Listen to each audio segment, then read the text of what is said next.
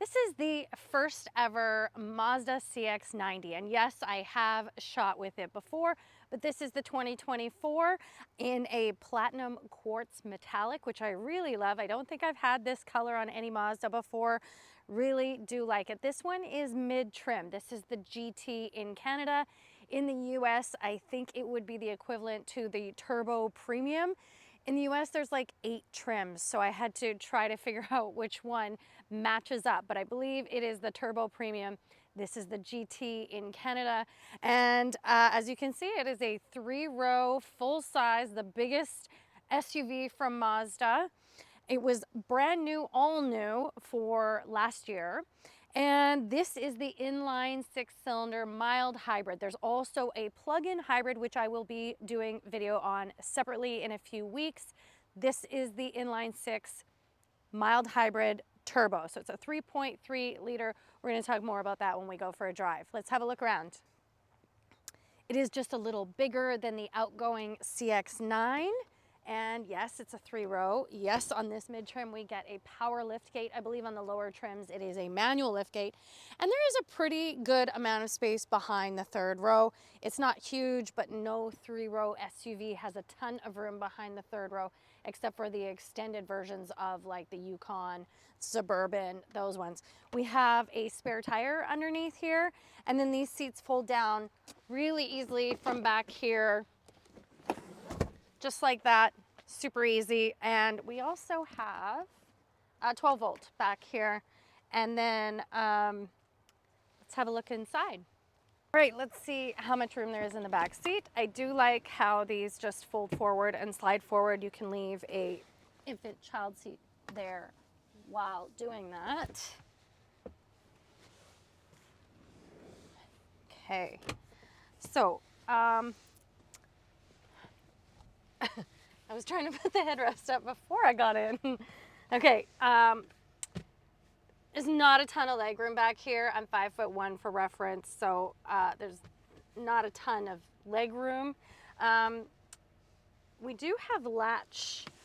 Let's see how many. Oh, we have 1 latch here, so we would have latch in the two second row seats and 1 in the 3rd row. We have vents. We have 2 cup holders on both sides. We have USB-C on both sides, and vents are here instead of in the ceiling. But my foot's even caught in here. There's just not a lot of leg room here. Mid-trim, this is the first trim that gets the captain's chairs, so the lower ones have a bench seat. Leather as well. So this is leather. Top trim gets Napa leather, but these are really comfortable, really good quality. And there's these adjustable armrests, which I like.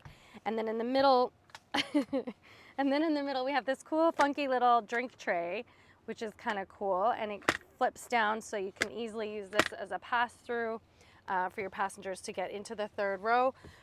This is really nice. So this is a nice, good quality. It's like metal. And then we have leather along here. And we even have manual window shades, which I really love. And we get 2 cup holders in the door as well, which is fantastic. Oh, panoramic sunroof, which I should mention, because the CX-50 was the first in the Mazda lineup to get a panoramic sunroof. And here we have it in the CX-90. 2 USB-C chargers, which is fantastic, heated outboard seats, and tri-zone climate control, which is fantastic. And then, of course, vents here as well. Okay, we have a very typical for Mazda screen here. It's half digital, half analog. We do get some cool graphics when we change our drive modes. Nothing too crazy. Sport, normal, and off-road drive modes. In Mazda, they're called My Drive modes. Change our music here, set our adaptive cruise here. Very simple, but very comfortable leather steering wheel. I love the leather dash. It looks good. It feels good. It's soft. I like the placement of this and also the sound. I like the sound in Mazdas. I don't like that this is not a touchscreen. So this is not a touchscreen, but it is wireless Apple CarPlay. And this little narrow shelf here is a wireless charging pad. And you might say, why is it so narrow? My phone is much wider than that, and it is, but I am able to charge my iPhone 13 Pro Max on there, and it's quite a bit bigger than that pad, but it does work to charge. And then we have manual tri-zone climate control. My only thing, and I said this last time I had the CX-90, is I feel like instead of two buttons for cold and hot, there should just be one button with up for hot and down for cold, but because I've seen that in other cars. But regardless, we have hard touch buttons, which is great. Heated seat, heated steering wheel in here, a really unique surface, which I like because you wouldn't see the same amount of fingerprints all over this as you would if it was gloss black. A really unique shifter. So it goes like this for reverse, a really good backup camera, and then down for drive. This front camera stays on until you're going 15 kilometers an hour, which I really love in parking lots. And then we have the clamshell style opening center cubby with two USB-C chargers in it, but it's fairly shallow. I would have thought this would be deeper than it is.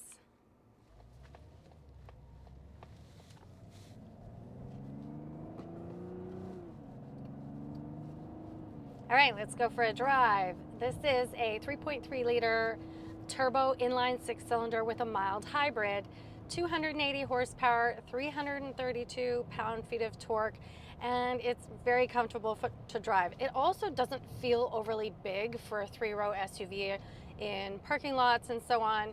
It has good get up and go. It is all-wheel drive. It can tow up to 5,000 pounds. And I forgot to mention, it also has a really good, nice, clear, big head-up display that even has the signs projected on it. So like your speed limit sign, your stop sign, etc., projected on your head-up display, which is a really nice touch. The CX-90 mild hybrid inline 6-cylinder starts at just under 46,000 Canadian dollars and just under 40,000 US dollars.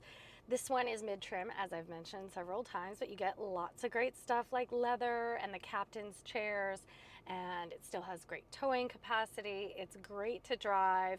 That third row is functional for kids, I would say.